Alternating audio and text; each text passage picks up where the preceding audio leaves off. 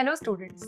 Do you tend to struggle falling asleep at night? Do you feel drowsy and sleepy while studying? Is it that you never feel fresh after waking up? Let me tell you that unhealthy sleep patterns affect your study skills and abilities. You may spend many hours on table studying but might not recollect properly. You may feel fatigued all the time. You may end up sleeping more than it is required. This whole situation can lead to frustration and affect your UPSC preparation to a large extent. So, what do we do? If we understand sleep, how it impacts our body, it will be easier to work on our sleep schedule. When we sleep, we enter into cycles of sleep having multiple stages. Each cycle is responsible for restoring various abilities of our body and mind. When we achieve quality sleep, all our functions of mind and body take place smoothly.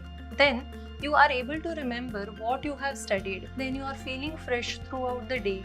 While attending your lectures, you are very energetic and you will feel the difference in overall study skills as well. This makes a sleep very crucial part of our well-being as well as our UPSC preparation. So we must address it as an aspirant.